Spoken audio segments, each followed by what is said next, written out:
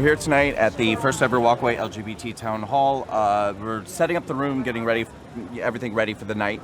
I was approached by an NYPD police officer who apparently has received some intel that there are going to be protesters and disruptors. He wanted to know about my organization and what he thought the nature of the problem could possibly be, because apparently he had received intel that we are an anti-gay organization, or that I might be spewing some sort of hate speech. He asked me, are you going to be saying bad things about the gays? And I said, no, I love the gays. In fact, I love them enough to tell them, hey, you don't have to be a Democrat. So we're going to see what happened. I think through the course of having that conversation, he was able to see that things were actually a little bit backwards. It's not us that's really the issue here. It's the protesters on the left. By the end of the conversation, it seems like everything's cool. Today, Antifa did put stickers on the door. So they tagged the building, which I would assume is an indication that they're trying to intimidate us, maybe perhaps an implied threat that we should back off doing this event. We're not going to back off doing the event. In fact, if anything, I feel more emboldened and more determined than ever to get this message across, to have this night and to have this conversation with the LGBT community, let them know we will not be deterred, and that we believe that this is important, and we believe that this is a conversation that our community needs to have, and we're going to have it. It's going to happen.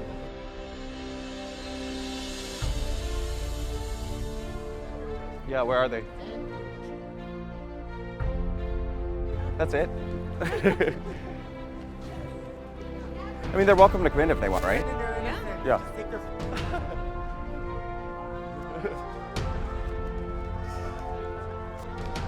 Yes.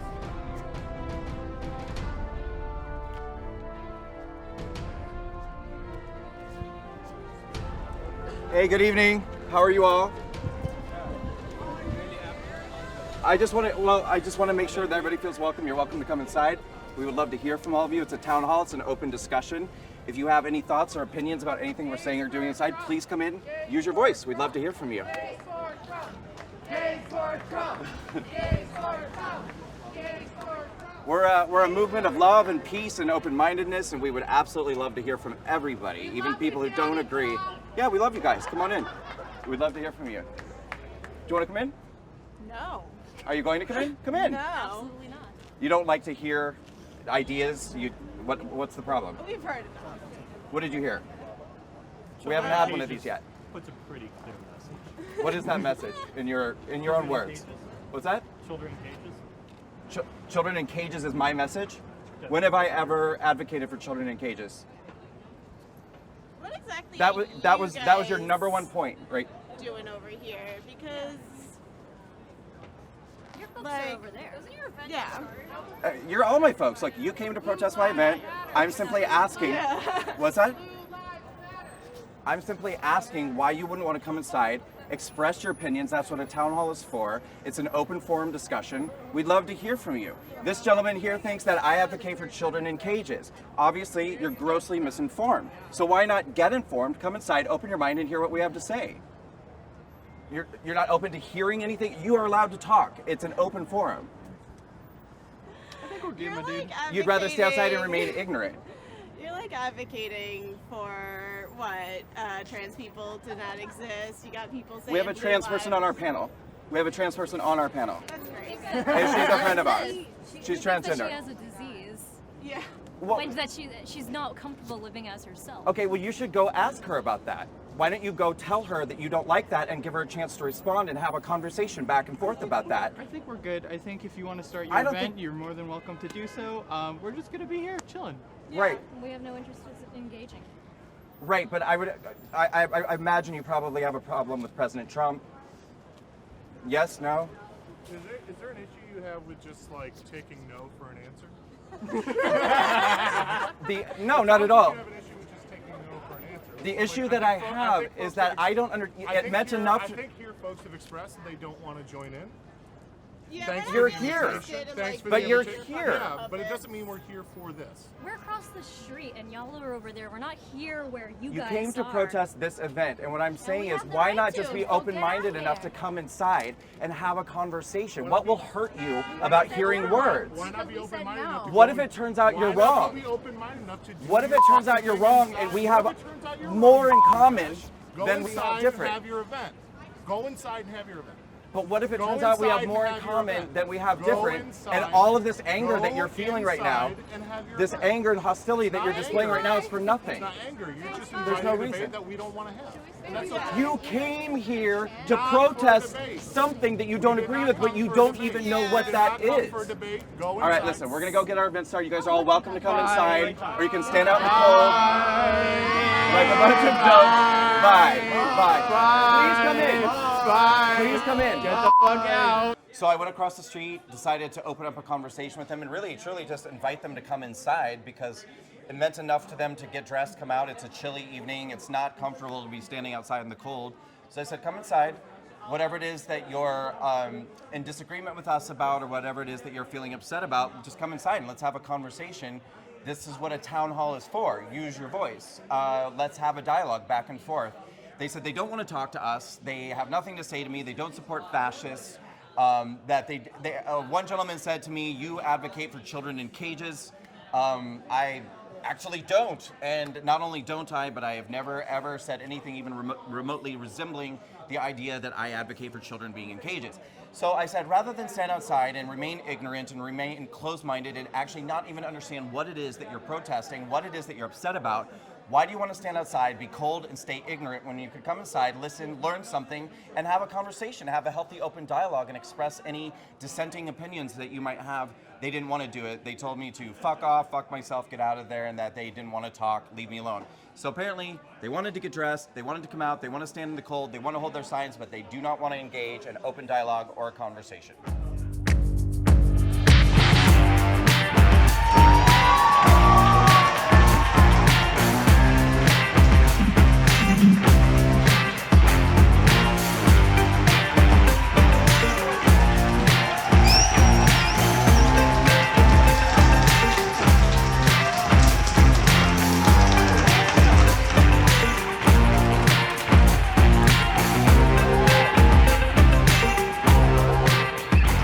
It's happening, bitches.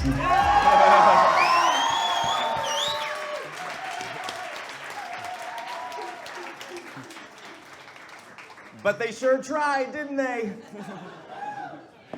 Welcome to the very first ever WalkAway LGBT Town Hall. You can stand. Thank you all so much for coming, despite whatever your reasons might be for coming. Honestly, I really appreciate everyone coming out tonight, even if you came to tell us how wrong you think we are about everything, how you think that we're completely, effed up, and great. Let's have a conversation. Let's have an open dialogue. Let's have a discussion.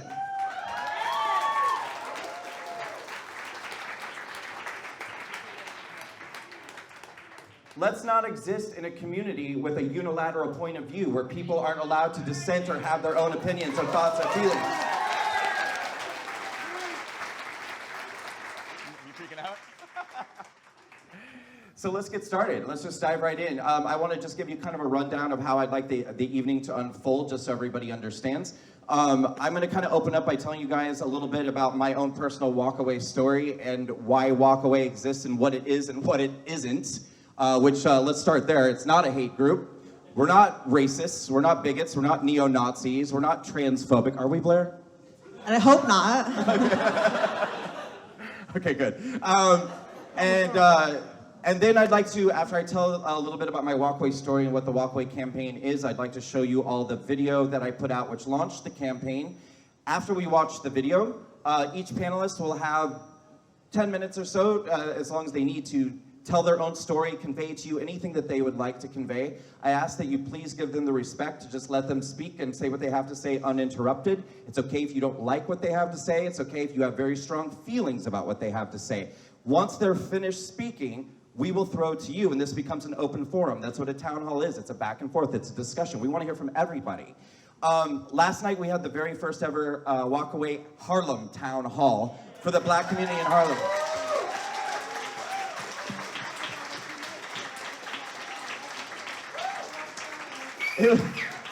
It was the first WalkAway Town Hall of any kind, and it went beautifully, actually. It was actually an evening of warmth and love and camaraderie, and it was incredible. We did learn one lesson, though, which is that we do have to put a time limit on the questions.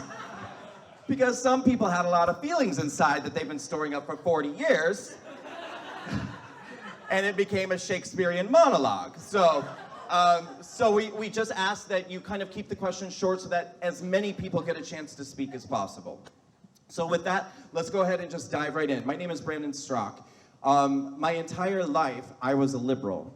Wow, I just felt really emotional because I'm talking to a crowd of my own people and I'm sharing this story. Wow.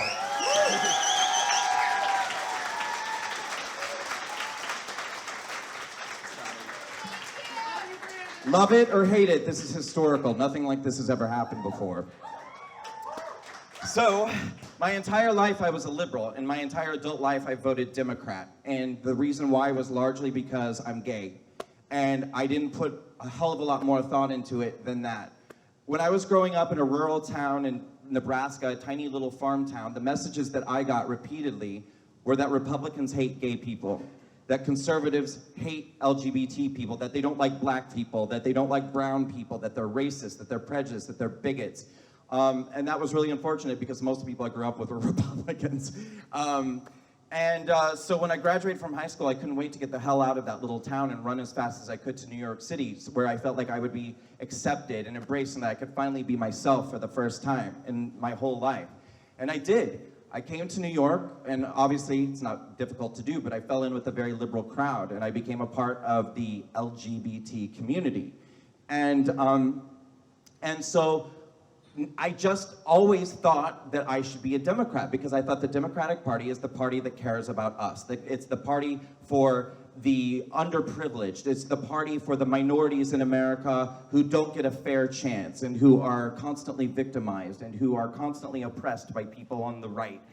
And so I went in and voted Democrat every time that I voted in an election. And I just kind of went along with the liberal ideology in lockstep. And by that I mean, you know, during a time in our history when we were fighting for not just basic civil rights, but I mean really fighting for dignity, just basic human dignity.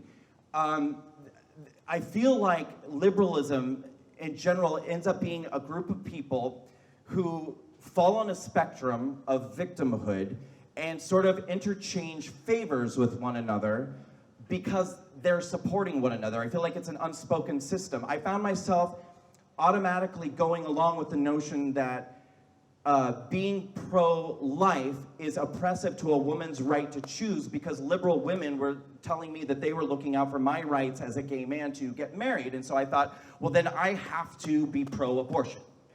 I didn't really think about it. I didn't think why. I didn't think what the implications of abortion were.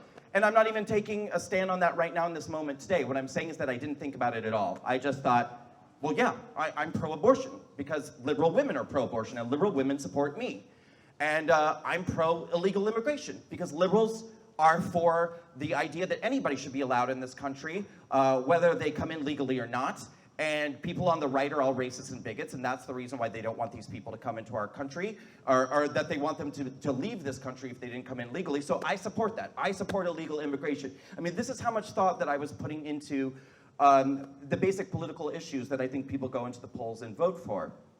And as the years went by, I started to find the ideology of liberalism changing, but I didn't really understand that that was what was happening. I started to hear more about privilege and victimhood and oppression. And suddenly I started to hear more and more and more about these different categories of privilege that, interestingly, when I was growing up, and I am of a certain age, and it ain't my 20s, and it ain't my 30s. No, but I mean, like, you know, one would think that if, let's say, white privilege were such a prevalent and oppressive problem in our society, why did we just start using that phrase 5-10 years ago? Why didn't I ever hear that in the 80s? Why didn't I ever hear that in the 90s? Why now is white privilege the most important thing that we need to be discussing when I never heard people talking about that before? Have white people suddenly become more privileged than they were in the age of, we'll be taking questions after we're all finished speaking. And so I started to hear more and more about privilege and victimhood and all of these different things, and I thought, well, this is uncomfortable and weird because I'm, as a liberal, sort of expected to go along with this, but this doesn't feel right to me. This doesn't feel okay. I'm not seeing this in the way that it's being explained to me, and I'm not saying that white privilege doesn't exist. I'm not saying that. What I'm saying is that I think that what I felt at the time, and what I continue to think, is that there are pros and cons to being any race. And I think there are pros and cons to being any gender. And I think there are pros and cons to being straight or gay. And I don't understand why we're selecting one group of people, one race of people, and dripping resentment at this race of people, and how this helps. How does this help racism? How does this help us unify as a people? How is this helpful? But this is what liberalism started to become, more and more. No, this does exist. And if you don't agree with me, it's because you're a racist. No, women are oppressed, and there is such a thing as a wage gap. And if you question that, it's because you're a sexist. And we're not even allowed to have an open and honest conversation about facts and numbers and statistics. And then let me tell you a few things that actually happened to me in my own personal experience. When 2015 rolled around, the Supreme Court decided that marriage equality would be the law of the land. And I was thrilled because I am an advocate for equality, marriage equality, all equality for LGBT people. And in my mind, I thought this is a brilliant thing because we as a community, and certainly those incredibly brave and strong and amazing activists from the 50s and the 60s and the 70s who did all the hard work before any of us did. Yeah, you can clap for that.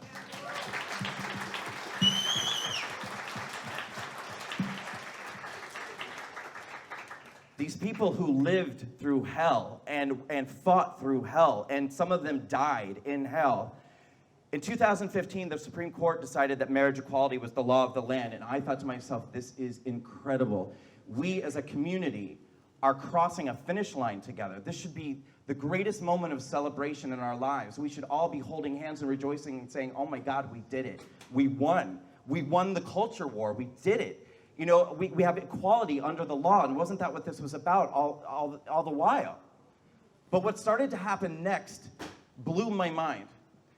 Suddenly, I started to feel like our community was actually more angry and more fragmented than ever before, and I couldn't understand this. Suddenly, I started to hear how I was privileged as a white gay man. You know, try being a trans black lesbian, try being non-binary, try being gender queer, I thought, what the hell are these, like I've never even heard of these things, what is this?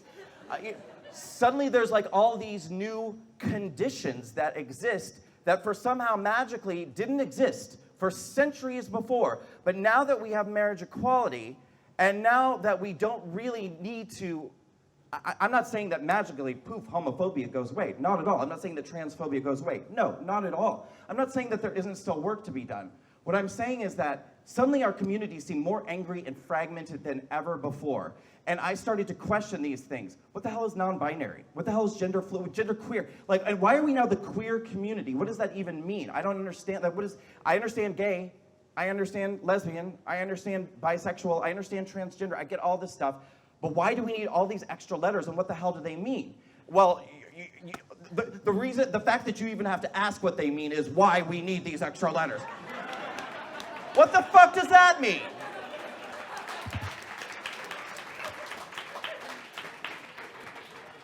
What does that mean?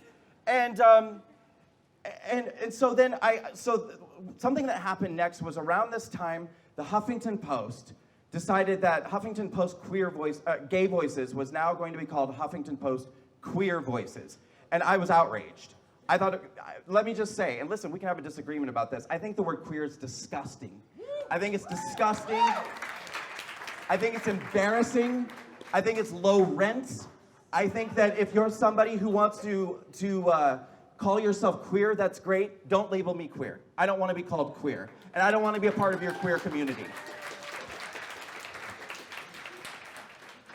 So the Huffington Post decided that they were going to change Huffington Post gay voices to Huffington Post queer voices.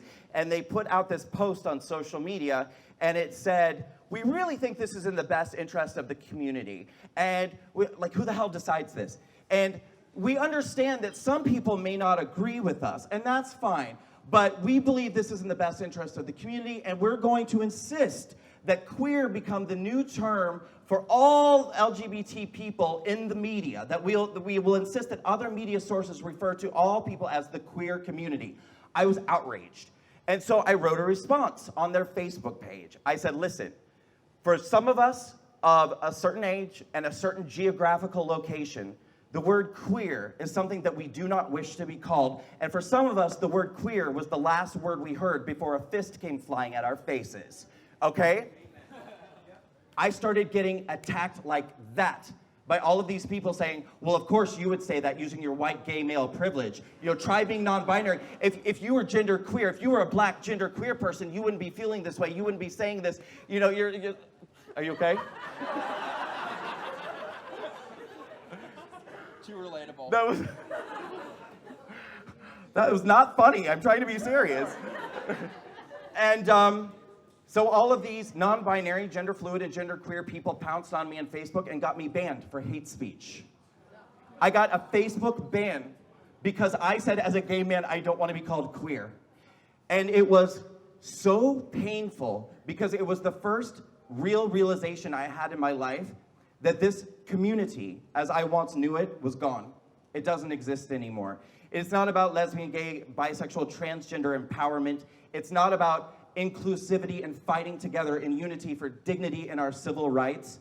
This has become a social justice warrior cult that has gripped the LGBT community.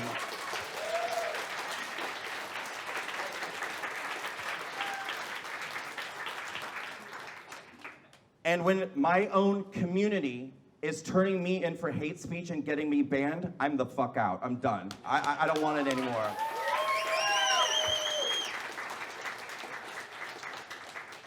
Because some of you who are really young in this room may not know, but there was a time when gay people used to be really cool. Super cool, edgy, like pushing the boundaries, fighting for no censorship, free speech, like let's take this as far as we can go, and now, God help you, if you don't follow the rigid vernacular, and follow in lockstep everything, the new rules and everything that they want you to do. They will be the first people to come after you and ban you and take your rights away and make sure that you get banned on social media and that you get discontinued from the community. And so, and kicked out of the LGBT center. Yeah, we're getting there. We're getting there. So this was the first strong realization that I had, that the community as I once knew it no longer existed. And I went through a very, very painful realization and a painful process of discontinuing disconnecting. I said, I can't be a part of this community. I'm gay. I'm proud to be gay. I'm just as gay as I ever will be. I was born gay, I'll live gay, and I'll die gay. And that's never gonna change. But this community that I used to love and care about and fight for so much is gone. It doesn't exist the way that it used to exist anymore. Now, I voted for Hillary Clinton in 2016 because I was still drinking the Kool-Aid. Wow, I did not expect that reaction in this room. All right, don't anybody start locker up chants, please. Don't do that. That's all we need. I'm so proud of you guys.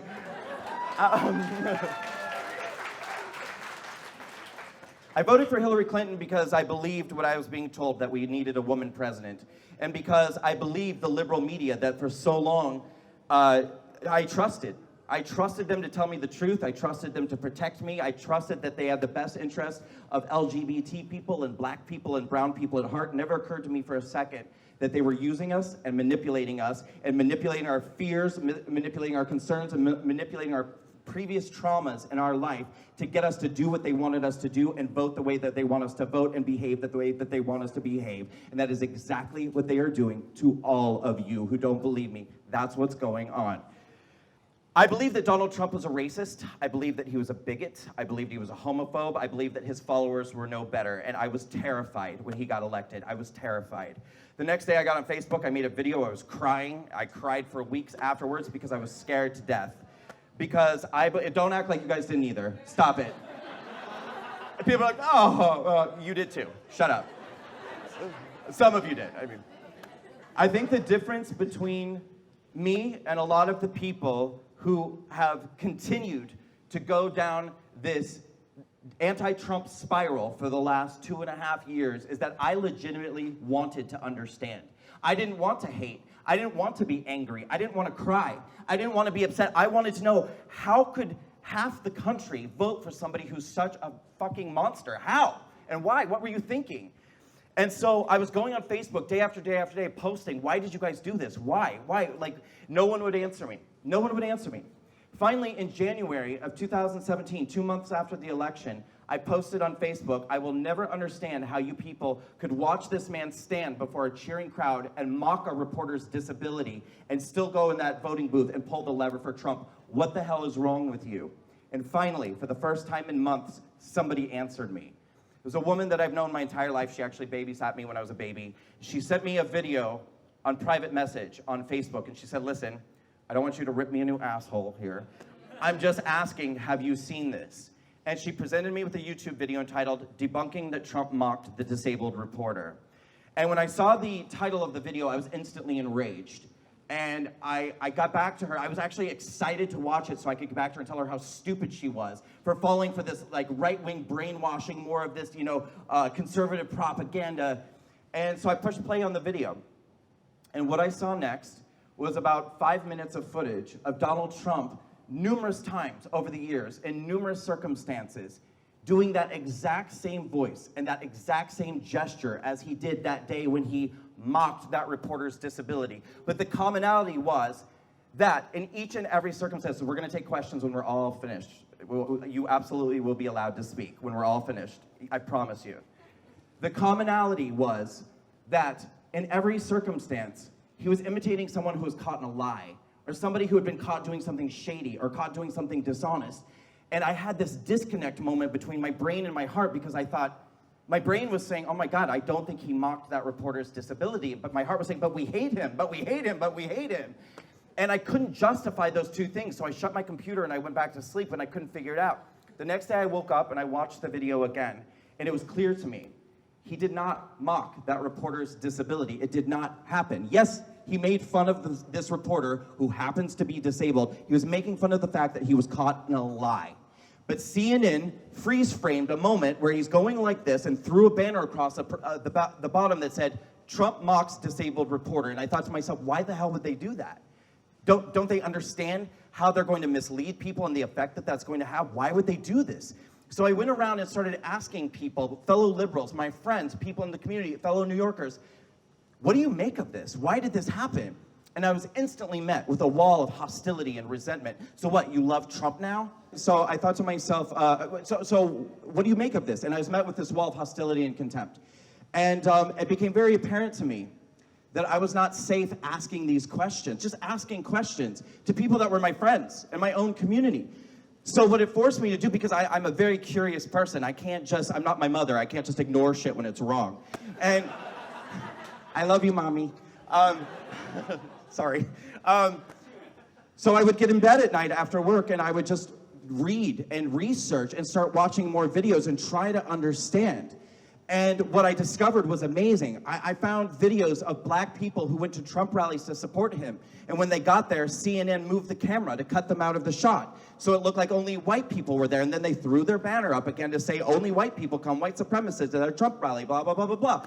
And I was discovering more and more and more how the media was lying and creating this narrative that pushes this idea that racism and homophobia and sexism and transphobia and xenophobia are these incredibly inescapable issues that surround us everywhere. And I was like, this doesn't match the reality that I seem to be seeing when I walk outside my door. I'm not getting this. I started just researching more and watching videos, and I ended up going down rabbit holes, and for the first time in my life, watching being open to listening to the conservative point of view and really understanding for the first time what conservatives believe. And what I discovered was that I actually had so much more in common with the conservative point of view, and it made so much more sense to me, and it was so much less divisive, and so much less about identity politics and political correctness and race baiting than what the liberals were pushing and pushing and pushing.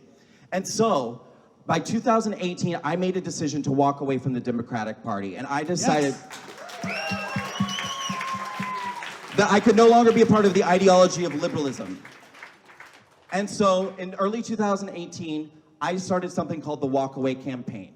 I created a 6-minute video explaining all of the things that I felt up until that point were wrong with liberalism in the Democratic Party, and I encouraged other people to make videos and to put them out there to create a network of support so that people would know that they weren't alone, they were the only people feeling this way.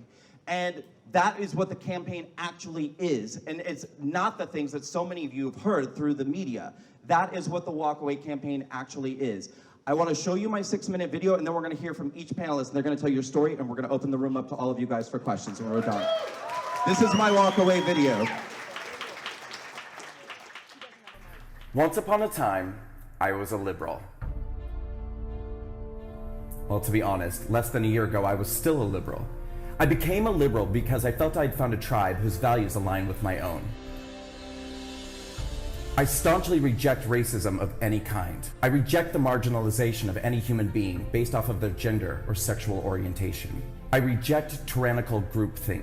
I reject a system which allows an ambitious, misinformed, and dogmatic mob to suppress free speech, create false narratives, and apathetically steamroll over the truth. I reject the acceptance of junk science and superstition to advance ideological agendas. I reject hate.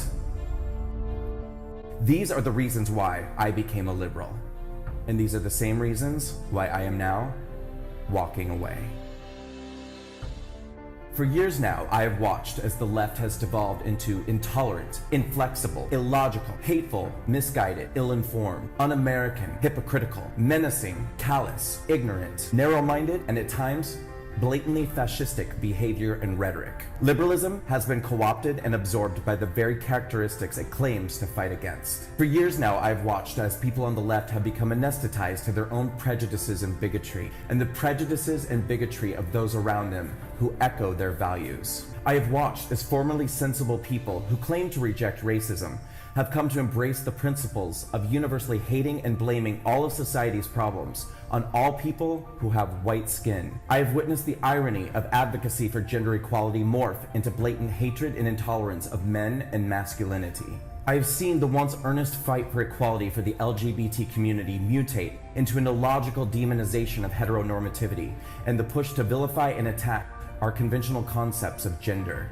These same self-proclaimed victims of intolerance now turning on the gay community that they attached themselves to advance their agenda, now calling gay people privileged and themselves victims of injustice. I have watched as the left has allowed themselves to become hypnotized by false narratives and conclusions perpetuated by social justice warriors who misrepresent and misconstrue facts, evidence, and events to confirm their own biases that everyone who does not comply with their prejudicial conclusions and follow their orders is a racist, a bigot, a Nazi, a white supremacist, homophobic, Islamophobic, xenophobic, misogynistic, and alt-right extremist. And I have watched as they've used these heartless and carelessly assigned labels to intimidate, threaten, bully, silence, attack, unemploy, blacklist, and destroy anybody who dares to fight back. They'll come for me, and then they'll come for you. And worst of all, the Democratic Party and the liberal media has embraced, affirmed, aided, and abetted this cult ideology. In an effort to gain voters and maintain power, the Democratic Party that I once loved has joined forces with the extremist left.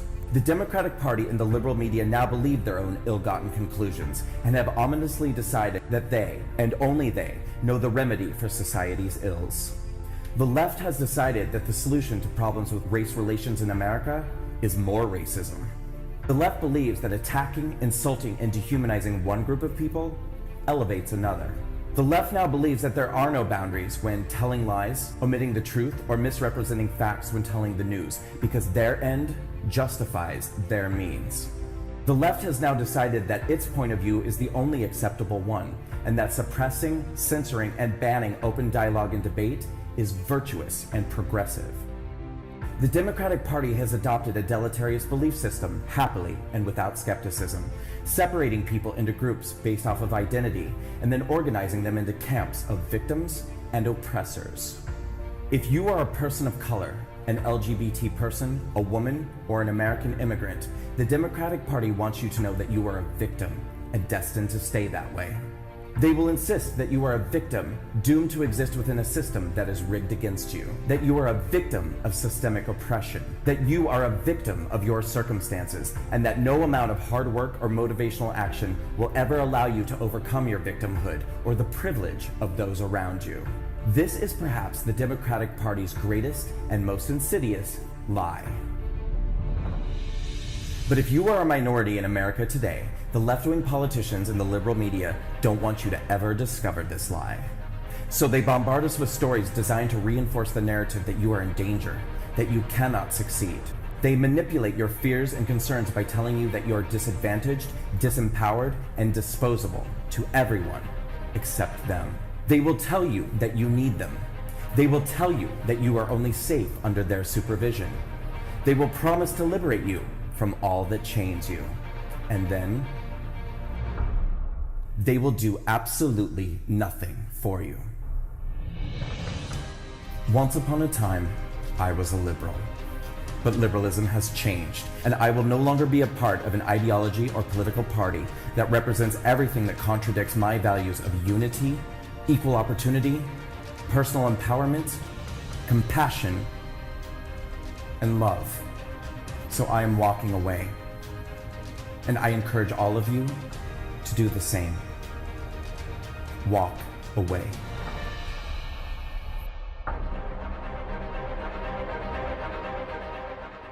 So let's get to know the panel a little bit, and then we're going to open up to questions from you all. But please tell your stories. Hey, Nazis. Look at all of these Nazis. We have gay Nazis, black Nazis, Jewish Nazis. I feel like I should say that's a joke. A joke for those fuckers at Out Magazine. Anyway, I have a couple bullet points in case I forget what I'm going to say, but for those of you who don't know me, which is like everyone except my dad, I don't know if it's different in other places, but I was born and raised in New York, and here we are raised to be leftists. We are raised to be loyal soldiers to the Democratic Party. I went to public school in Manhattan. Whoa! Yeah, girl. Right. Now it's an LGBT town hall. I went to public school in Manhattan, and when I was there, the history teacher, keep that in mind, took the class on an illegal trip to Cuba to teach about how wonderful socialism is. Wow. So, look it up. Anyway, something that sets me apart maybe a little bit from some of them is I feel like I'm not really a conservative, I'm not a Republican, and guess what? You don't have to be. Because what is happening right now in this room, look around this room right now, you will see every color, every sexual orientation, every gender, two.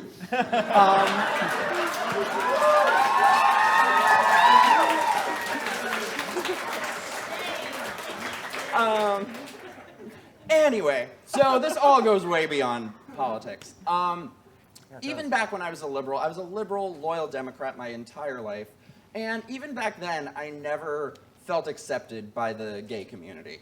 I just could never be myself. I was always misunderstood. And I feel like today there is an emotional and spiritual crisis amongst gay men. This toxic lifestyle that gets pushed on us from the LGBT community. And I think right now we're seeing the difference between people like us for whom being gay is a sexual orientation versus people for whom it is a lifestyle, who live, sleep, eat, and breathe being gay. Identity. And that is the lifestyle that leads to a miserable and lonely life. This hedonistic lifestyle of don't have relationships, do all the drugs, party your life away, bang everyone, and it's making people miserable. Where was I? I was struck. Also, just to take off from what Brandon said, I feel like if there's anything you need to know about, I call them the Alphabet Soup Club today, it is that they call themselves queer. This is the actual dictionary definition of queer. Worthless, questionable, suspicious, differing in some way from what is normal, of a questionable nature or character, mentally unbalanced or deranged. And it shows. Now, don't get me wrong, I am mentally deranged for many, many reasons, but not because I'm gay.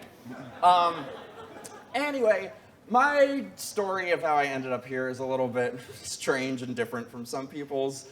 This is a giant overshare, so I hope you guys are with me. Anyway.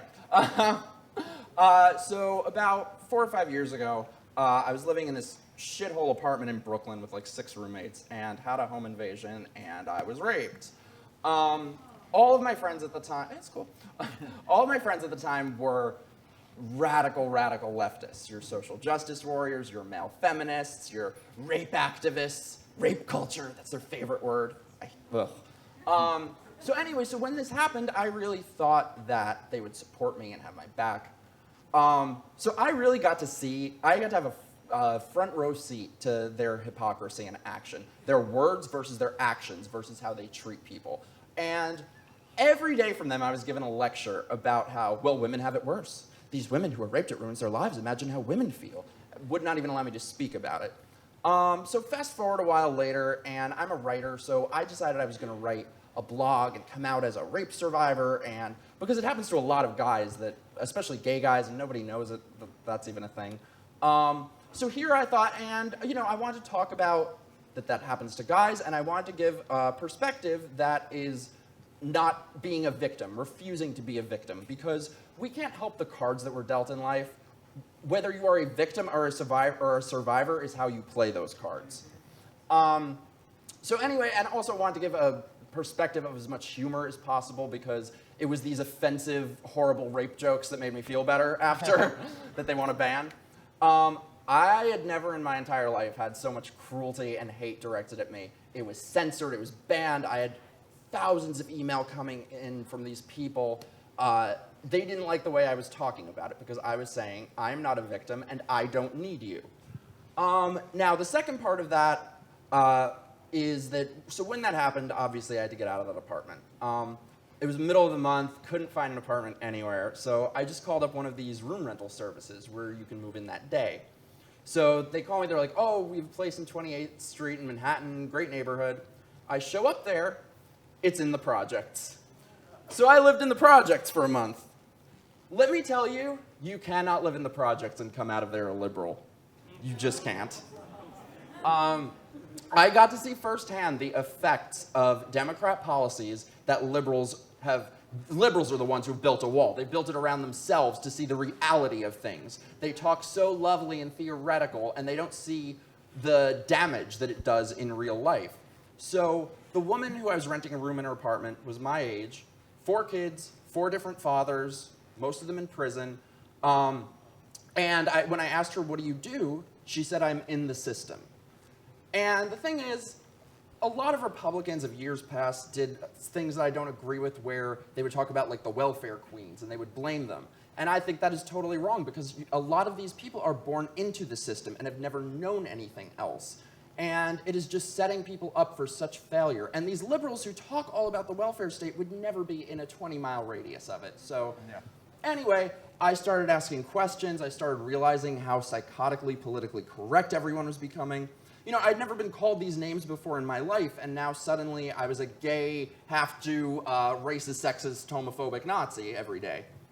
So, and the more questions I asked and the more I woke up to these things, the more hate I got, the more people I started losing friends, and eventually I just lost like every friend I ever had, except 1 or 2 maybe.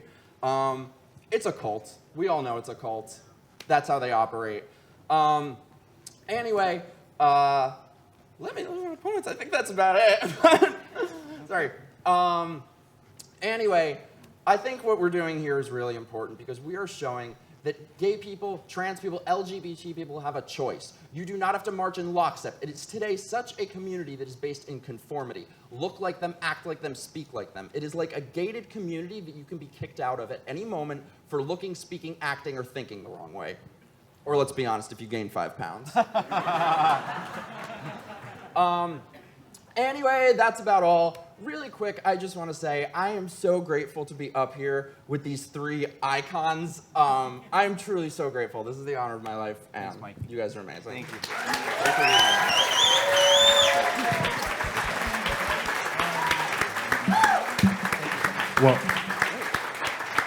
Well, first of all, I've never been called an icon by anybody before, so I just really appreciate that. I have.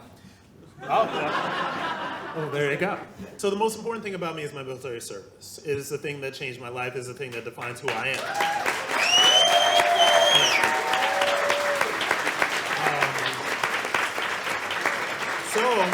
And this is kind of my path to being a conservative Republican. I am a Republican.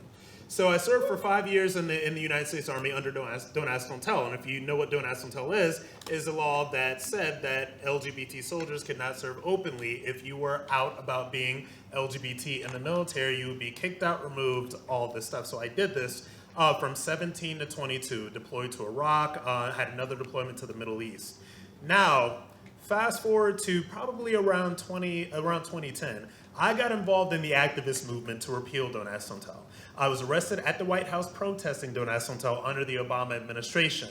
The repeal legislation was passed. I was at the Department of the Interior about a month later to when they signed the repeal legislation. Around this time, I had become a hardcore gay activist. And what I did was I went to a lot of LGBT student groups all across the country, colleges, campuses, all that stuff. And I would talk to them about my experience. I would talk to them about LGBT rights. I would talk to them about why it is so important for them to be out and loud and proud about who they are, right? And something that I will always believe. The message that I always took to the LGBT kids was empowerment. Because nobody is empowered by being a victim. I never said that you are a victim because you're gay. I never said that you are weaker because you're gay. I never said that there's anything that you cannot do because you are LGBT. Now, when I was doing all of this stuff, it's like the ground started shifting under me. You know, this was around 2012, 2013, when all the messaging started to become about how victimized we were. And we are such victims, and it was this victimhood complex, and you know, Candace Owens talks a lot about that.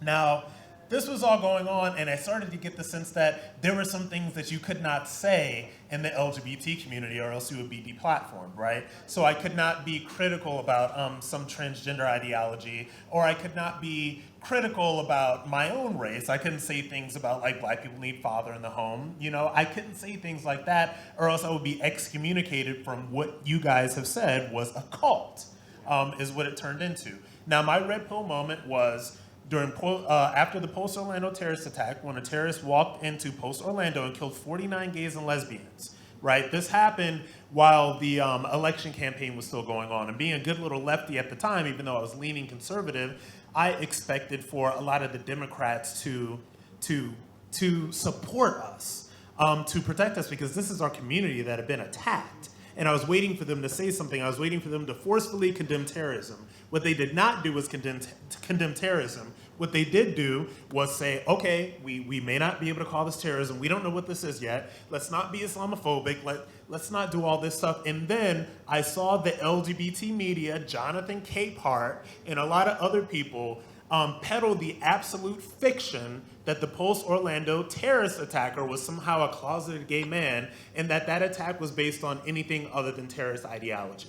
Now, that is completely false. And to this day, I still have one or two people that come up to me on social media and say, oh, well, the Post-Orlando terrorist was a self-hating homophobe because he was closeted gay. That is absolutely not true. So that was my red pill moment. That's when I decided, F this, these people are not here for me, because the Democrat Party, to me, doesn't really care about black people, doesn't care about gay people, doesn't care about any of these other people that they want to have the big tent for. What they seek to do is control. what they seek to do is control your life, control your thoughts to make you feel like you're a victim. So last year I did my own WalkAway video, which went far and wide, which was great. I came out via a Daily Mail profile. Thank you.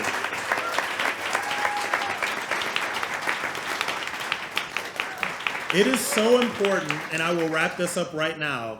It is so important for me so that everybody out there knows that LGBT people don't have to be Democrats, Black people don't have to be Democrats, Muslims don't have to be Democrats, Latinos don't have to be Democrats. You do not have to be Democrat just because you are not a straight white man. Period. All right?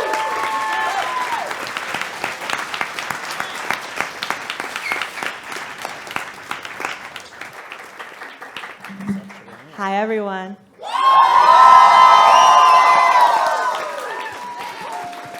You're so nice. So, first of all, I have to thank every single person for coming. I had such low-key anxiety over this event because obviously there was so much drama with the last venue and with the bad press and just so much craziness. And I think that, I don't know how many of you guys saw it, but I went across the street and I tried to speak to the protesters. And one thing that became so apparent was the radical difference between them and us. Every single one of us is in here unmasked. No one's covering their faces. There's cameras, we're all being open and we're talking. Is my mic on? Oh, it cut out, okay. And they're all across the street screaming and they're covering their faces, and I think that says a lot. I asked them if they wanted to talk and none of them wanted to talk, so I think it's really cool that we're all here, and I thank you guys for coming out despite all the craziness.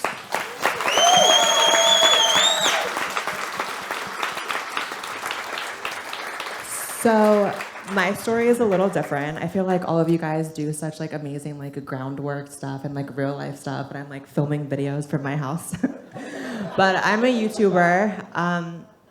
So growing up, I'm trans. Hi, I'm trans. And I started realizing I was trans in my later teenage years, and I started making a ton of friends in the LGBT community, people that at the time were a great comfort to me, people who I could confide in, relate to, etc. It was great. And then I got into college, and college was a huge changing time for me as far as how I viewed the world. I started realizing that there was no room on my liberal college campus for any disagreement about anything, in the slightest. I did a video about this, but I had one experience that really made me start questioning a lot. So I was in a psychology class, and the professor was very much a militant feminist, very liberal, and was very unabashed about sharing that, which is fine. I guess I can respect she shared it up front, but it was a little frustrating sometimes. And we had a class on domestic violence and women who are victims of domestic violence. And the whole room, all the women were going around telling their story. It was very heartfelt. I was crying, bitch, like everyone was crying. And at the end of the class, towards the end of the class, there was a guy who stood up and he wanted to tell his story. And he started talking about how he escaped a situation with an ex who had tried to murder him, had beaten him, had cheated on him, just abused him really badly. And the entire class of feminists, liberals, etc., burst into laughter at his story. And I was like really, really taken aback by that. And it really made me start questioning the people that I was surrounding myself with, because all my friends were leftists at this point. And then because of that experience, I made a YouTube video talking about it. And then overnight, my channel kind of took off, changed my life overnight, and changed my friends overnight. So I started being more and more open about my political beliefs, about the things, liberal ideology I disagreed with, which at the time was not even as much as now. I feel like I've probably gotten further right from my experience of being open about my opinions. But at the time, I lost every single friend I ever had. I had friends that would go to our other friend's house and they'd sit in a circle and watch my videos and laugh and talk shit. And it was just very eye-opening to realize that these people were not my friend because I was trans and they wanted to be there for me and support me, and they were my friend because they thought I was liberal. And I think that speaks volumes about what happened at the LGBT Center. I tweeted them and I said, I think you guys, if you're gonna, ban us from stepping foot on the premises because of our political beliefs, you shouldn't be called the LGBT Center. You should be called the Liberal LGBT Center.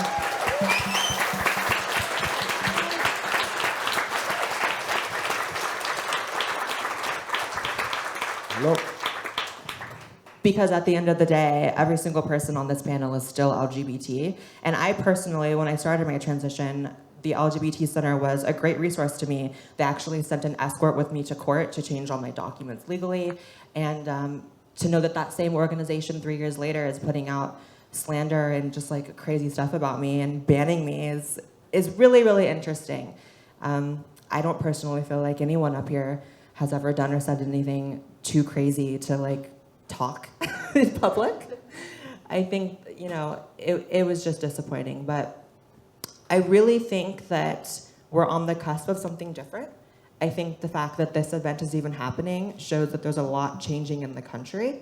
I can't even tell you how many emails, messages, comments I get from people telling me, I'm trans, I'm gay, I'm bi, whatever.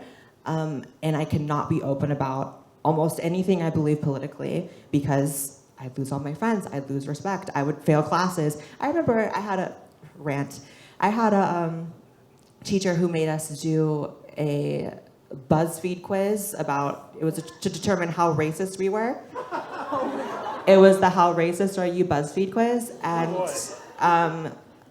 so when she assigned that, I was like, I'm not doing that. Like, I know who I am as a person. I know I'm not racist. Why would I do that? So I wrote an entire report on how stupid and unscientific it was, and I failed the class.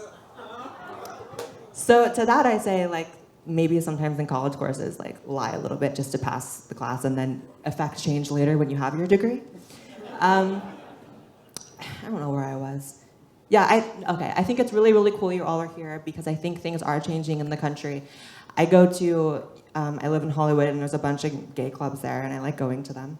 And I get people coming up to me all the time who are like on the low, like, hey, come over.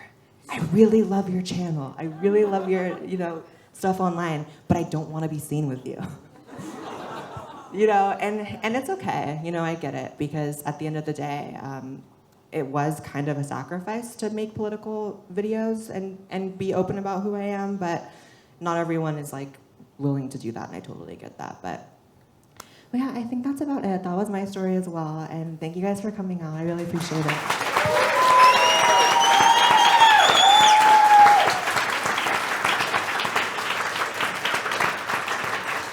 Thank you, panelists. Thank you. All right, it's all about you now. Let us know how much what you think of us. I wanted to say that I am centrist conservative, but I'm coming from the perspective of once being a communist, but realizing how evil it truly was, and now I see that other people, and I thought I was like the only I don't, for lack of a better term, converted conservative. I thought I was the only one because the rest of my family remained left. So it's nice seeing other people like me. Yeah, we love you. Give a round of applause for escaping communism. I mean, I think that we can all agree that that's a good thing. And you didn't even have to give your life to escape communism. Yes. Thank you for coming. You were really sweet outside, too. Thank you for coming. This has eerie shades of my first AA meeting. Hi, my name is Nash. I'm a conservative. Hi. I want to say thank you guys so much for coming. So many questions that I would like to ask that aren't time, but I want to say one thing. I'm an artist. I tour. I'm all over the world. I'm all over the deep south, especially when you're not supposed to be peeing in the ladies' room or something like that. I want to tell you, the world is ready for us. The world is not afraid of us. They might not understand us, but if we are kind, and if we just behave ourselves, the world will accept us. And I'm not worried about a small fringe of crazy people as much as I am people just accepting us, being curious enough about us, and us being kind enough to allow them to accept us. Donald Trump, say what you want to say about him. He's not perfect, he's human, we're all human. But This is something that needed to happen. Thank you, Brandon, for coming. Thank you for Blair for posting it that you're going to be here. And just be yourselves, be strong, be positive, and love, don't hate. I would add one thing to that. I'm going to tell you a story, and it's a very small one. An executive at a big 3 cable network told me to my face when I was thinking about coming out as a black gay conservative last year, oh, they're not ready for that. Like, nobody's ready for it. Oh, and if you think you're going to go on Fox News, like, they'll never have you on there. So the people are ready for it. It's just all the quote-unquote powers that be that are not. Yep. Okay? So...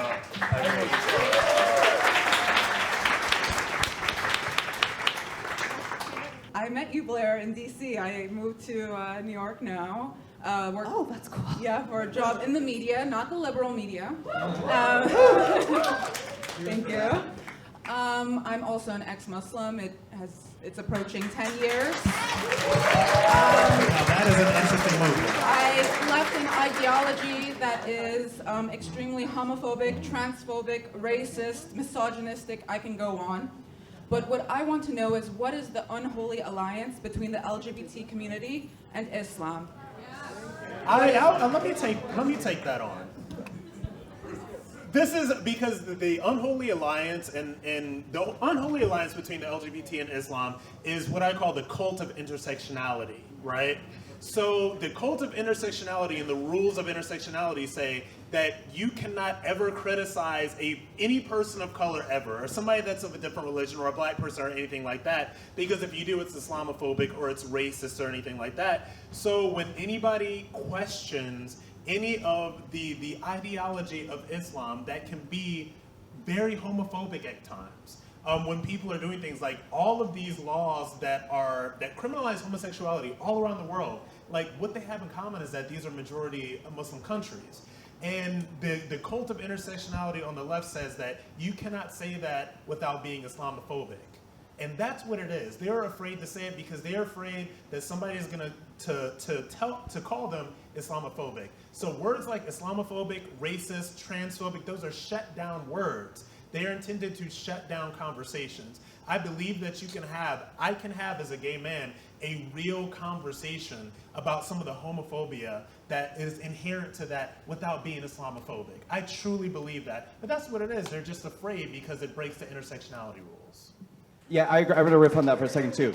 I totally agree with Rob, and he basically just used a better term than I did earlier. That's what I was describing when I said something about the backroom trading of favors in the liberal world. I think the cult of intersectionality is basically exactly what I was describing. And when I was still a liberal, but one of the things that again just felt so wrong to me was, I think it was around 2015, the country was having a debate about whether we were going to take in Syrian refugees. It might have been 2015, 2016. And I remember all of these people asking very reasonable questions. What is the vetting process? What do we know about their ideology and background? And all I heard from people around me were, you're a racist, you're a racist, you're a bigot, you're a bigot. And I thought to myself, these are really reasonable, rational questions that anybody with common sense should be asking. And what I realized is there's just such an animosity amongst liberals they think that the biggest demon in this country are straight, white, Christian people. And so if you have any opinion or just simply ask a question about someone who's a person of color, a gay person, somebody outside of the Christian faith, it's automatically assumed it's because there's something morally wrong and deficient with you, and you should never, ever ask a reasonable question surrounding anything like that. That's what it is.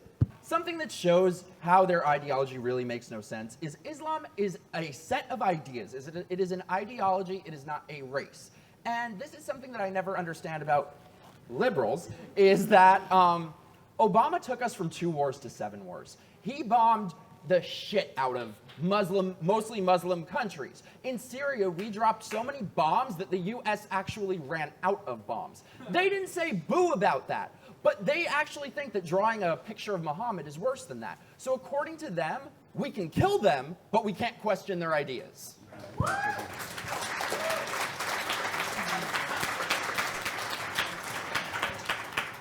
I'm trans, and immediately when I came out, I was kind of flocked to by like a lot of the SJW community, and I remember this one non-binary person sitting down and telling me that a bi man could be straight if he wanted to be, like, identified as it, but also telling another kid beside us that sexuality isn't a choice, which kind of confused me.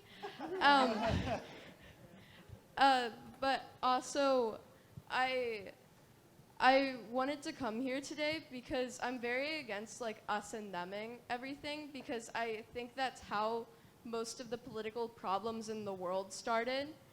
And I was very confused with WalkAway, because on one stand, when I started to come out as more conservative, my father literally told me that, like, he didn't disown me, but he was pretty mad when I started to defend, when I said I was happy about Trump pushing in the law that promoted free speech, like for universities to get free speech to be paid.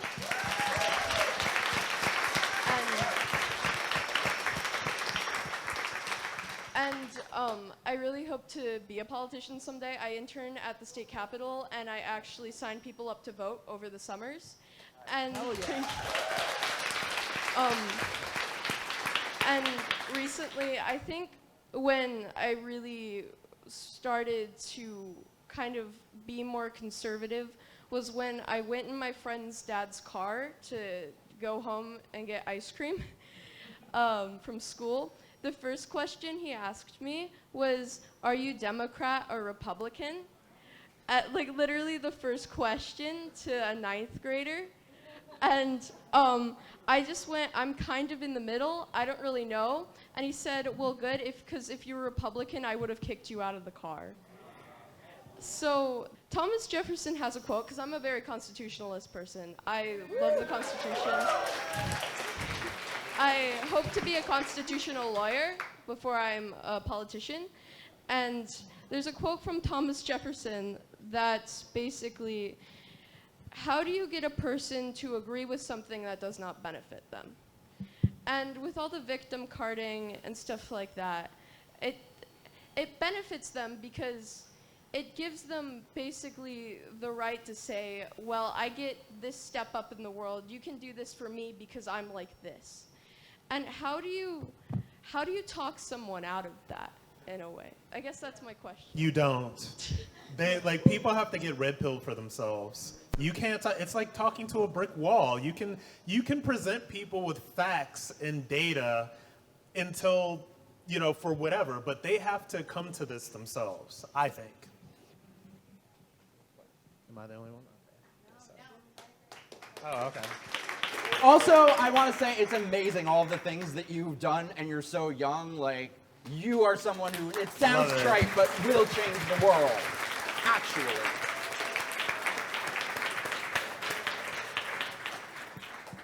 I made a video in response to the cancellation, if you saw it. I did see it, thank you, Yeah. yes. I'm a transgender man. I've been on testosterone 8 months, going on 9, just had top surgery.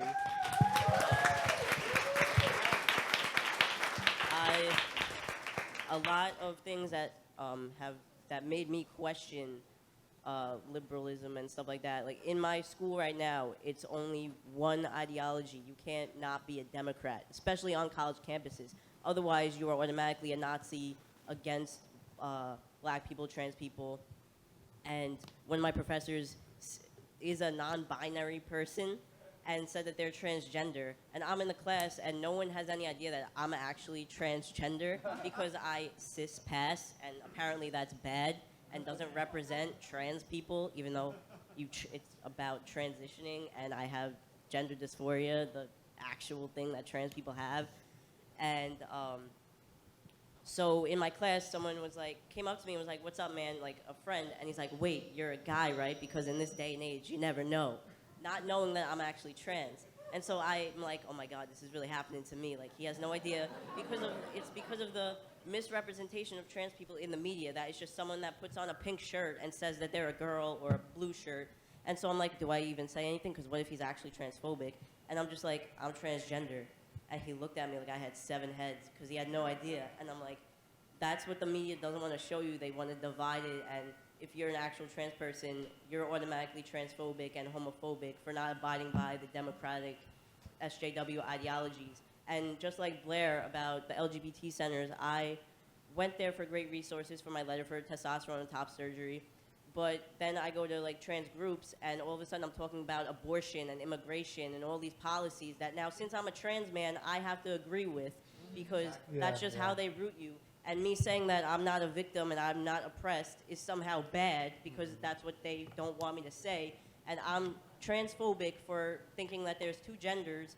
I'm homophobic for not being a gay man, because since being trans has to be a sexuality too, and LGBT things have become so over-sexualized and personality traits. And I'm transphobic if I don't want to date a trans woman, whatever. Sorry, Joey, but I would date Blair. Who wouldn't? Yeah, so would I. Right.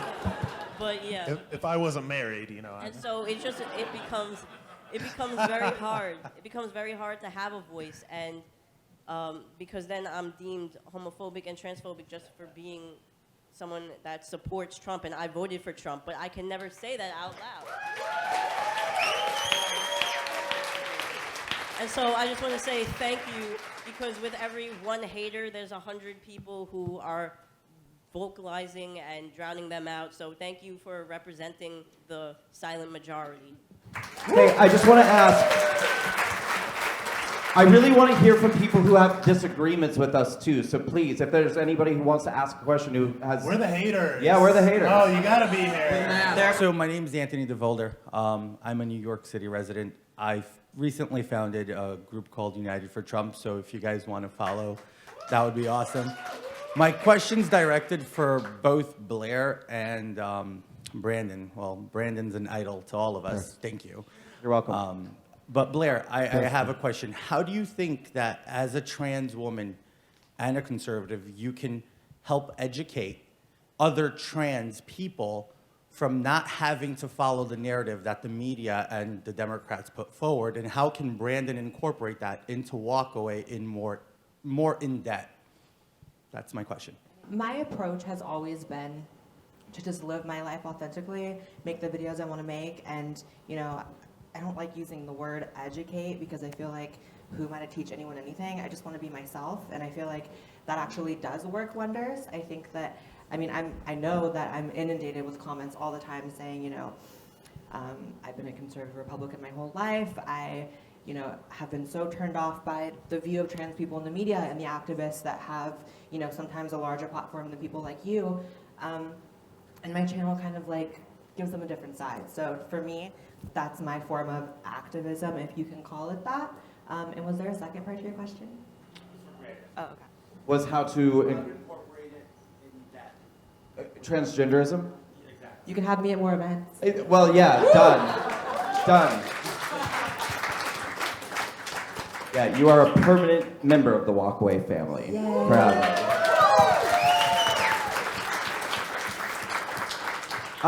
So I don't really believe that much in splintering into these sort of like multiple identities and this and that. WalkAway is a movement that's for everybody.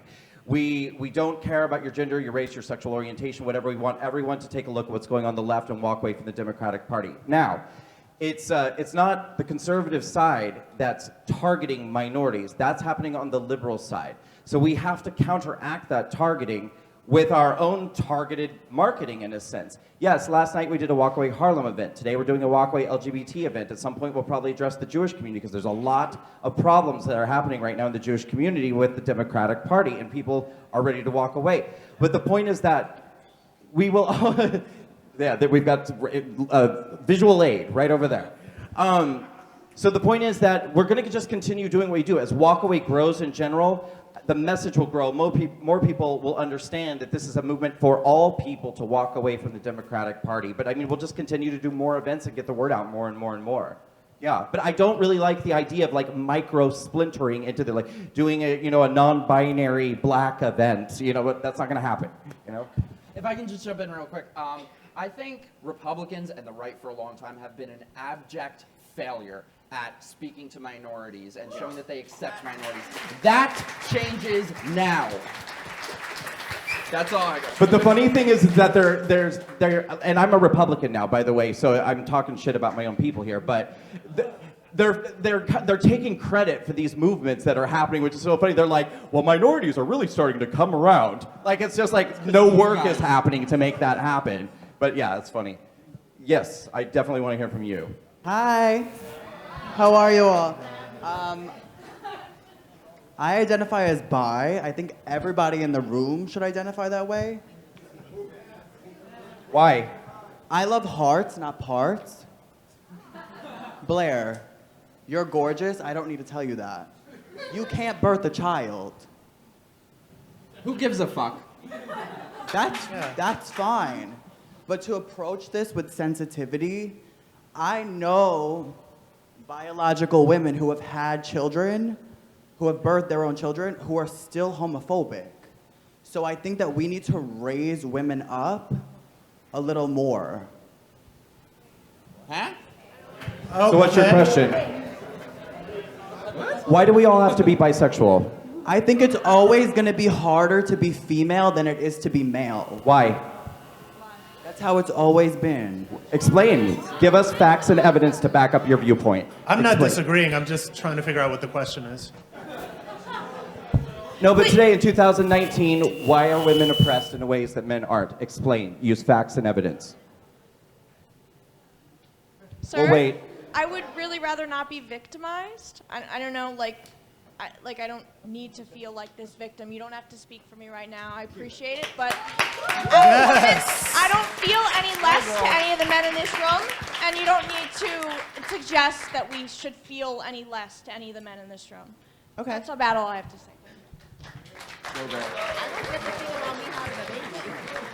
I'm not finished. What was the thing about her baby? I want to say one more thing. Go ahead.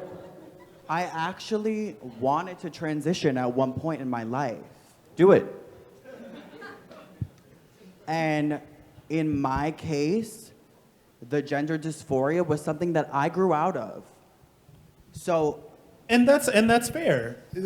I mean, one of the things that I get slammed for in my social media presence is that I'm very critical not of transgender people, but I'm critical. I call myself gender critical of the ideology that says that just because a child says that they're a boy when they're a girl or whatever, that we immediately have to jump in with the hormones and the surgery and all of this other stuff. And I do not agree with that at all. And if you want to call me a transphobe for that, absolutely. But gender dysphoria is a very real thing that a lot of people are able to grow out of in therapy. And a lot of these kids, 80 to 90%, just become gay and lesbian adults. And that's okay. I think we all need to be more inclusive, and that's where I'll end things.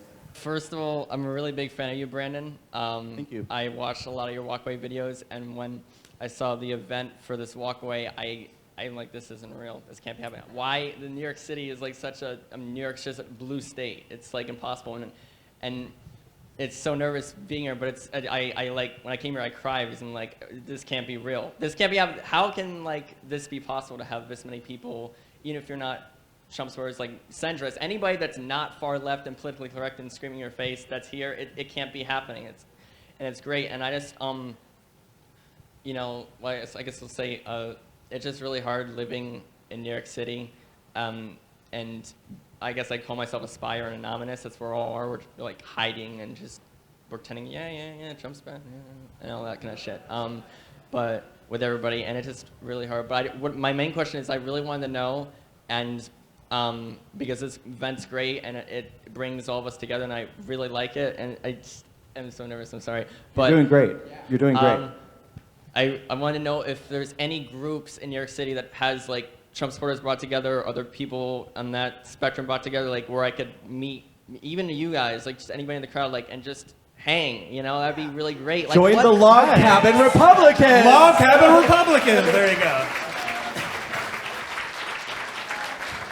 This is Ashton. He's the head of the Log Cabin Republicans here in New York City. Please talk to him after this event. You'll meet a lot of friends here in New York City. Yeah. Statewide.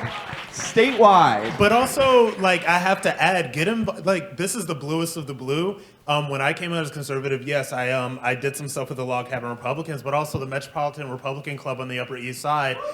We just elected a new president that is a young gay millennial. It's not a gay thing, it's a Republican thing. And we have just brought a lot of new energy into the Met Club on the Upper East Side. So go to the website, like come to the events. We need this young Republican energy. And there are lots of different Republican groups in the bluest of the blue. What's so it get called involved. again? The Metropolitan Republican Club. There's the Log Cabin Republicans. There's so many different organizations for people like us to mobilize and meet up and connect with one another in this city. You just got to get out there and find them. You know, like. What was his name again? The head Ashton. of the Ashton. And listen, everybody too, go to walkawaycampaign.com. We have state groups in every state now. If you go there, you can click a button, join the movement. You'll be redirected to our social network. And you can find people all across the country and the world, but also specifically in New York State. And we can do meetups. And you know, we'll keep this energy going. We'll keep this alive. So my question is probably not something that's been covered, but I'm not outside with those protesters. I'm here to talk, but I have some reservations that I really wanted to ask Brandon about. Sure. First of all, can we give him applause for coming in here? Yeah.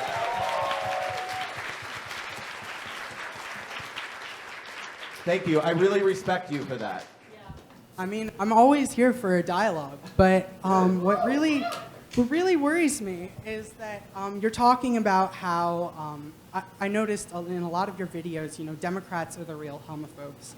It's a prevalent theme, and I have two prongs to this question, but really one of them is that the only states that ever passed gay marriage before it was mandated to them were all blue states. They were all Democratic states, and all of these states decided not to pass gay marriage and have even opposed it, like Alabama or red states. So it's really already hard for me to think that the Democrats are the real homophobes, but then when I look at the finances of the WalkAway campaign, you received $10,000, the largest donation you received, doubling the second highest in startup costs from a man who's known for allegations that the Obama administration was poisoning the water to turn people gay, claimed that it stemmed from He's talking about Alex Jones. Yeah. Just so you guys know. Friggin' Frogs Day. Yeah, that guy.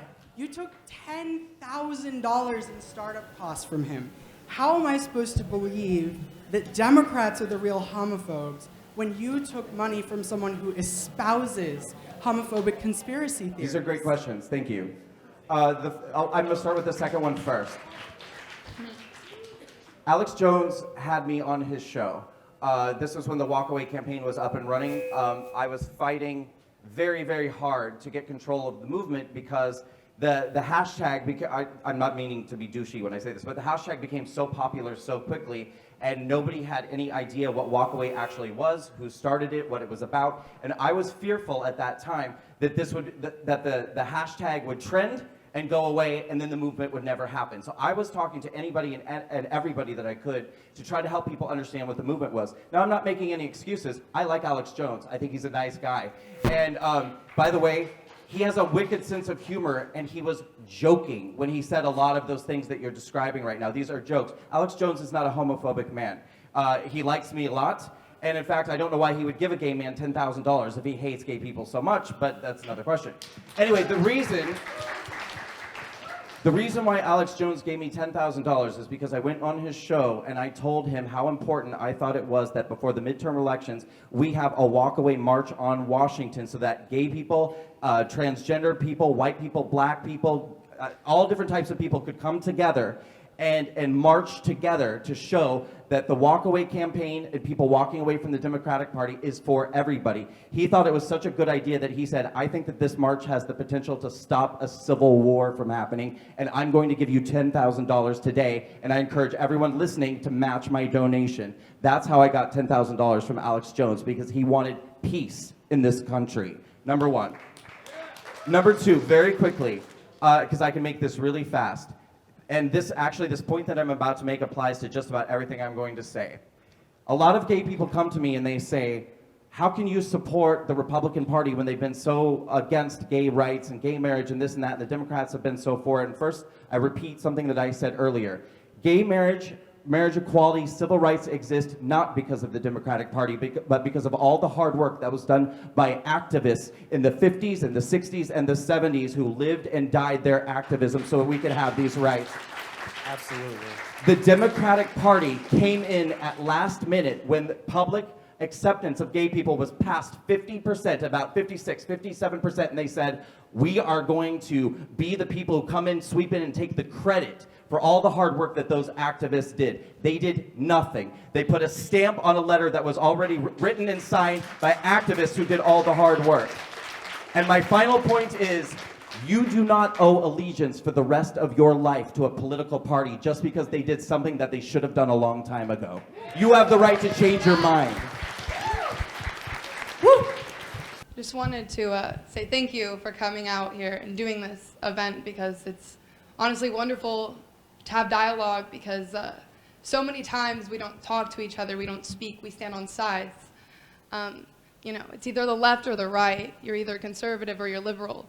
And it hurts me to see that, because there's so much more than that. I've never been liberal. I've always thought for myself. And I thank my parents for that, because my parents are older. They're both 65. They went through a lot. I have a black bisexual boyfriend, and I'm so glad that they are not hateful of that, because they could have easily been, when in his family, they don't even know he's bisexual, because they would disown him. Not only would they disown him for that, they would disown him for the beliefs that we have, the far right, the far left, whatever. You know, I think anybody should be whoever they want. I think that we should accept people and love people, and that's why I stand on the left, and I understand these people, and then I stand on the right because I understand logic and humanity. And I guess my biggest question would be, how do we come together? Because I'm from Nashville. I've been to Memphis. Most of my friends are black. Most of my friends are Latina from the Dominican Republic, and they have to deal with a lot. One of my best friends, I've only been here for a month, from Brooklyn. She told me I was the only white girl who's ever been nice to her, and it fucking broke my heart, excuse my language. And I just want to know how we bridge this gap, because we are really not different. The amount of people, even you said that you were red-pilled. I've never had to take a pill because I think for myself. And I think that's important, that we shouldn't stand on sides, that we should stand together. And I want to know how you guys really plan, instead of all these trigger words like conservatism and socialism and whatever you want to talk about, how do we come together as humans to fix this problem of a civil war being possible? I have the answer. I have the answer to that. I'm going to tell you how this country is going to come together. Donald Trump gets reelected as president in 2020. And that is not a joke. I say this with 100% sincerity, because you are very sincere. And I say this with 100% sincerity because when Donald Trump is reelected president in 2020, people will realize that some people are Democrats, some people are Republicans. They will realize that a group of people have come together to vote for America and support America, and those people support America no matter what their race or gender or sexual orientation or gender identity or religion or all that stuff is. And so the powers that be that seek to divide us will have to step back and say, whoa, this is not a fluke. Something else different is going on here. Now we got to start talking to each other again. I truly believe that. Truly. I want to hear from you two, too. Do you have an answer to that? I think just dialogue. So one of the things that I've made a point to do on my channel that I feel like honestly a lot of political commentators don't do is actually have people on to debate and talk about things, because I feel like too often people get caught up in only wanting to talk to people they agree with. So I got a lot of tweets after the mess with the last venue, people being like, okay, but if you guys, are not liberal or whatever, why would you want to have the event at the LGBT center? And my response was, well, not everyone only wants to talk to people who agree with them. Like, to me, it's more impactful to have something like this at the LGBT center. Would have been cool, but. Yeah, it would have been cool. It would have been amazing. My name is Michaela. I just wanted to ask all of you, since you guys have some experience with the social media, entertainment businesses, what advice do you have for someone like myself? I'm white, Hispanic, and Japanese, bisexual, and married to a man who has 2 gay dads, and I'm from Southern California and live in fucking Staten Island. Should run for president as a Democrat. I'm also a playwright, a community that does not welcome any sort of dissent when it comes to LGBTQ anything. Amore. What advice do you have for someone like me who is closeted with their sexuality with their family and closeted with their political opinions with their friends? You have to come to a point where you just don't give a fuck. One of the things... Yes. Cosign. So for me, I have experienced both sides of the coin. I've been disowned because of my political beliefs. I've also been disowned because I'm trans. I don't really talk about it publicly on my channel, but my entire dad's side of my family does not talk to me because I'm trans. And then I have people, you know, on my mom's side that won't be seen with me because of my videos in politics. So to me, you just have to come to a place where you're like, this is me. I don't give a fuck. I'm not going to compromise my quality of life and being who I am to give a facade of what you want me to be, basically. So just to have the confidence, basically. I would say one thing that I always try to remind myself, because it really gets hard. These people start to make you think that you're crazy, and you start questioning, am I really a Nazi? Am I homophobic? So I would just say to people, because that is how they are able to control people and manipulate your emotions, because people are so afraid of being called those words. So I would just say, everybody needs to speak out. And remember, there is no such thing as an insult. Something is either true or it is not true. And if something about you is untrue, it will still not be true, no matter how many times they say it. It's not what they call you, it's what you answer to. Damn. Hi, guys. Yeah, so I've lived in New York for a year. And I came here to become an actor, so I'm in your industry. And thanks, yeah. And it's fucking hard, man. And all that you said perfectly resonated with me. Now, yeah. And like she said, you have to not give a fuck, you know.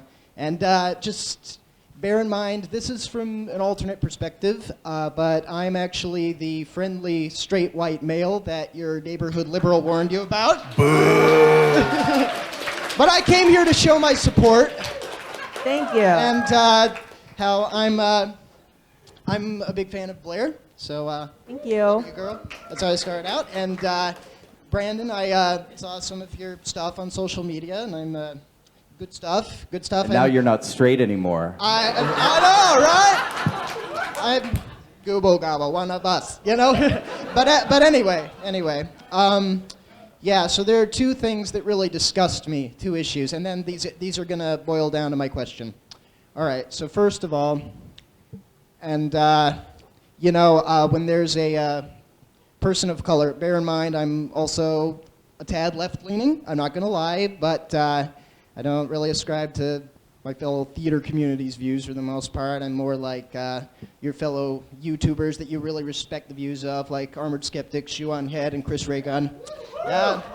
But anyway, first of all, when there's a person of color that has decided to become a conservative Republican or they support Trump, then no matter what race they are, no matter what gender, no matter what orientation, whether they're non-binary or whether they're trans or whatever, they're always referred to as Uncle Toms.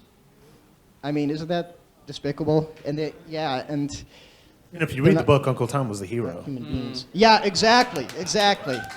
And the second thing, this may hit close to home for some people, but and I understand if it does, but and I'm sorry if this happened to you, but in the wake of the Me Too movement,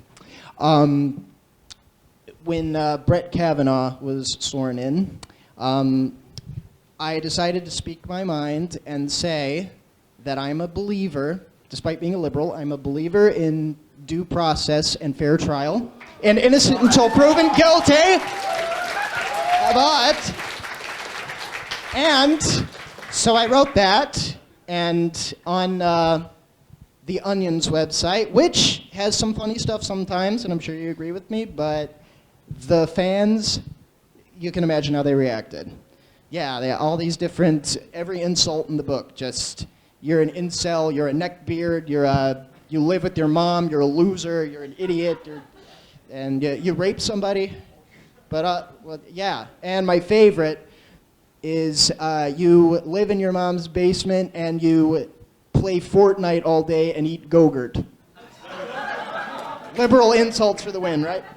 So my question is, do you see a pattern in those two different kinds of beliefs and behaviors, like that it boils down to the social justice proponent belief is run entirely on emotion? You know, and it's become a political philosophy, very much in quotes. But isn't rationality needed to develop that? So what do you guys think about that? How does one construct a party or a philosophy or an ideology on emotion? That much emotion. They don't. We're speechless. They don't, because there is no ideology. I think something that's important to point out, too, is what Rob said before about how leftists have all of these rules about you can never question a gay person or a person of color. Those rules go right out the window when one of them disagrees with them. Because right here, all week we've been called a transgender transphobe, a black white supremacist, a gay Jewish Nazi, and all of the above over here. Troublemaker. So, my question is for Blair White. As a trans woman, how does it make you feel to see politicians like Donald Trump push anti-LGBT legislation, like not allowing transgenders to serve in the military? The trans military issue, I can see both sides of it. I think that if you research the amount of things that disqualify you from being able to serve in the military, you can basically have a hangnail and like never be able to fight in the military. And so I can absolutely understand why people would think that someone with gender dysphoria, which gives you a heightened increased chance of suicidal tendencies and actions, is not probably the best thing to fight on the front lines. I will say I wish it didn't extend to like cooks in the kitchen and like shit like that. But I see both sides on it. Well, I'll jump in on that because I actually was in the military. And when she says that, you know, she wishes that it didn't extend to cooks in the kitchen, the thing about it is that I don't support an outright ban. I think that there's a little bit more conversation that needs to be had. But to say that every transgender person at every state of transition can do any job in the military is just not true. It's just not. It is not true. So you have to start from that, and you have to start from the fact that it is a very complicated and complex conversation that so few people are able to have. And I'm not, because I know nothing about the military. Actually, that's not true, and I'm going to pick up right here. See, this actually leads us to, I'm not going to go down this rabbit hole because we don't have enough time. The liberal media is lying to you every chance that they get, and what actually happened, if you read the memo, don't listen to what CNN says or Anderson Cooper or MSNBC or Rachel Maddow. Read the actual memo that Donald Trump wrote. And what Donald Trump wrote, even the security's clapping back there. What Donald Trump wrote was a memo saying that Barack Obama, in less than 6 months left in his term in office, signed an executive orders lifting the ability to remove any trans people from the military. Now, this never happened before, so it was literally only a period of less than 6 months that any trans person was allowed to join the military. Never existed before. And all Donald Trump said was, I'm putting the kibosh on Barack Obama's executive order until the top generals in the military have time to conduct a study to ask the question, is this having any negative impact on the military? And he says in the memo, if they get back to me and they say this is fine, it's not a problem. But until then, I'm putting a hold on what Barack Obama did. It was never a trans ban. It was a temporary measure put in place to conduct a study for the interest of military readiness and lethality. That's what he said. Read the bill, or read the memo. Significant other who's here with me. And it's been a pretty crazy experience the past year, kind of just coming to terms with like what it's going to be like, how I'm going to lose friends. I've lost so many friends, like everybody else has, as I'm sure. But what I've really like had to grapple with is the idea that conservatives aren't cool.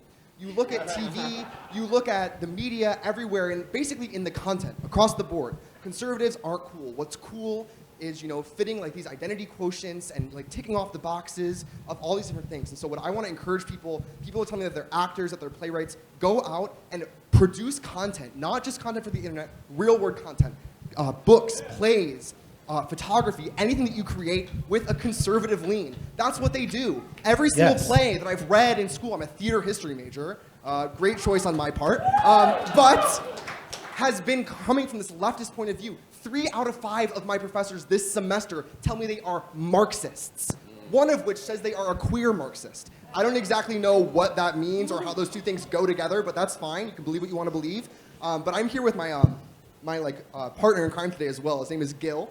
He goes to my school with me, and we are attempting to grow from the inside of our institution institutional change. Not just talking to other people, but creating a platform within my school. We're calling it Liberty Circle Social Club, because God forbid, it's not just a free speech group. God forbid I open a Young Republicans Club or a conservative group. God gets immediately shut down. But my question is, what can I do without getting myself completely kicked out of the social circles of my school, which I basically already have been, not that I ever was really in or anything, but to really create an impact? What are events that I can do? What can I put out there to really help change minds without setting anybody off? If you're afraid to get excommunicated from your social groups because of who you are, then there is no impact that you can make, because you can't start making an impact until you let all of that shit go.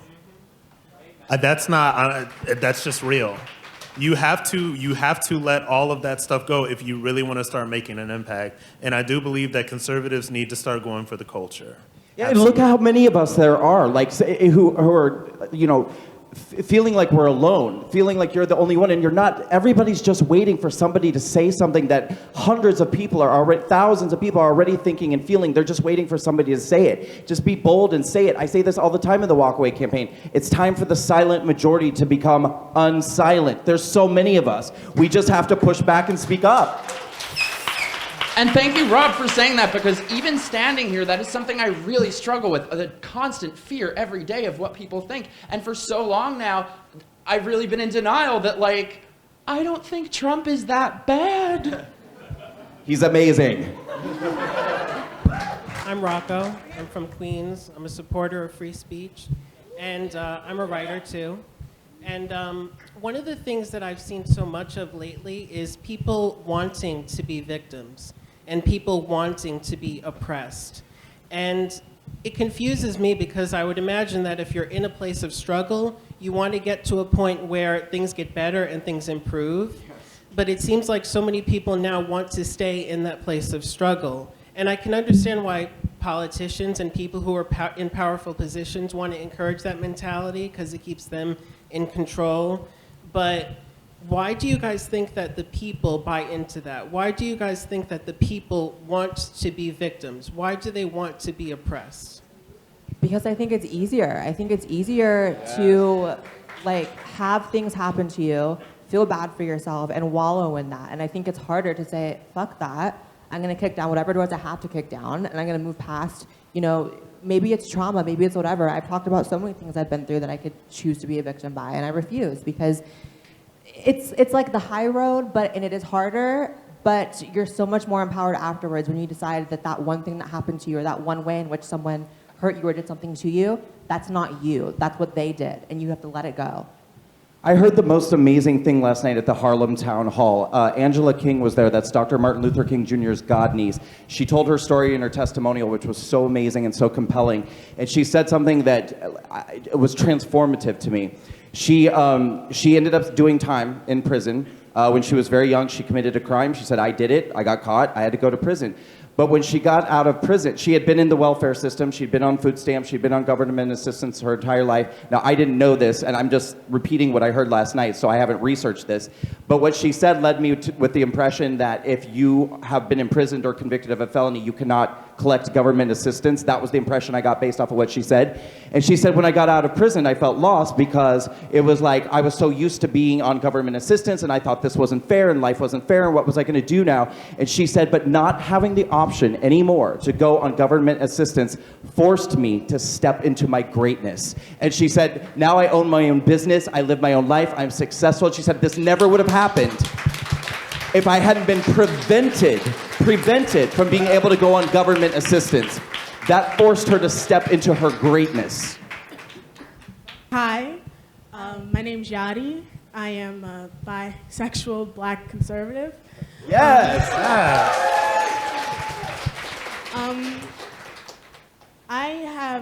question, mainly about groupthink. I'm a sociology major, and in sociology, groupthink is very looked down upon. The layman's terms of groupthink in sociology is when smart people do stupid things or make stupid decisions. So my question is, like, why do you think so many liberals believe in groupthink? Why do you think so many liberals believe that in order to be a good person or a moral person, you have to think like them or you have to believe the things that they believe? They're afraid not to. Right. There's so many people that think the way a lot of people on this panel think, and they are so afraid that if they are open and honest about those beliefs, they will be excommunicated. So it is fear more than anything else. That's right, and we've gotten to a point now of existing in a state of such extremity that if you go against the grain, you get accused of being the worst things in society that we could be. You get being called a racist, being called a homophobe, being called a Nazi. It's not like, I mean, we're all a little uncomfortable sometimes when we're in a situation. Everyone's like, oh my God, it's the best movie I've ever seen. And you're like, really? I thought it sucked. And you don't want to be like the only person who's kind of dissenting. But those are like normal sort of things that happen. But when it comes to politics and liberalism versus conservatism in terms of ideology and conversation, you cannot have a dissenting opinion without getting labeled something that can be damaging to your career, to your academic livelihood, to your family, to your friends. You get labeled the most damaging things that a person can possibly be labeled in our society, and Rob is absolutely right. That causes people to retreat based off of fear. So we've got to break down this. Honestly, I feel like we need to get to the point where we just say, fine, I'm a racist, fuck it. Fine. Like, you know, we just have to somehow be comfortable with that because 99% of the time it's not even true anyway. Hi. I'm so excited to have this event here in New York. I'm so excited that you came and that you guys are here and that we can see you and we can smell you and we can talk to you. I hope not that much. I mean, so showers. I know I'm saying what everyone else is feeling, but I want to see more events like this. I want to see more non-specifically political talk events. Also, I think it would be a great idea if we had parties. What I'm seeing and talking to people here, I want to get your feel on that if you think that's too superficial. I love it. Okay, good. Let's do WalkAway that. circuit party? Let's not go that far. But I've talked to a lot of people here. A lot of people are bisexual, straight, conservative, just walked away. I don't consider myself a conservative yet, but I think it's cool. I do think a conservative is cool. I'm still not just really ready to buy into a party. My question is, because there's such diversity here and we want to bring everyone together, it's hard to just bring you under one banner. I see WalkAway as being sort of like the first step into just getting away from the groupthink. But Correct. When I try to describe this to people, and I can't describe it, it's just everything. Everyone here is just from everywhere. What are we walking into? That's what I want to. Okay. So I get this question a lot. Have since the day I started the campaign, and my plan for this organization, this campaign, has never changed. WalkAway is a journey, not a destination. It is up to each and every individual to have their own journey, their own experience, and decide for themselves where they're going to go, what they believe, what they think. There are people in the WalkAway campaign who do not like our president. There are people who do like our president. We have Republicans, independents, libertarians, apolitical people who are just sick and tired of living amongst all the division and all the hatred that's coming from the left. The one thing that we can all agree on is that we need to live in a country where we can have civil discourse, where we can have open conversation and dialogue, and we do not think that we can have that if the political left continues to stay in charge and have the influence over our culture, our education, and our academia the way that they have up until this point. You can believe anything you want to believe, and you can change your mind if you want to. Yes. Hell yeah. Woo. Why doesn't everyone tell everyone how they can follow you on social media? Blair White. I think I'm the only Blair White, so just Google that. I'm like everywhere.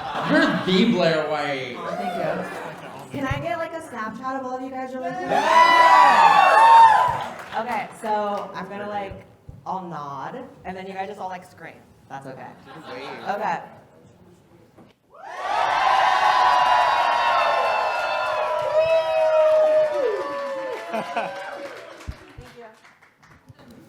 Google me. You can find me on Facebook, Twitter, Instagram at Rob Smith Online. I have a YouTube channel I just started not long ago, and it's kind of a train wreck, but it's just my name, Mike Harlow. Mike like Tyson, Harlow like Gene. Twitter is Mikey the Harlow. Instagram, Sleepy Harlow. So find me. And my social media handles the same on all platforms: Instagram, Facebook, Twitter. I'm at US Minority. And you can find me on YouTube at youtube.com/US Minority. Give yourselves all a huge round of applause for coming to the first ever WalkAway Town Hall. And nobody got stabbed! Thank you, Mike Harlow. Thank you, Rob Smith. Thank you, Blair White. Thank you all so much for coming out tonight. You're beautiful. They lied to you about Donald Trump. They lied about Brett Kavanaugh. They lied about children in cages. Hell, they even lied about WalkAway. They were wrong about the election outcome. They were wrong about the Covington kids. They were wrong about Jussie Smollett.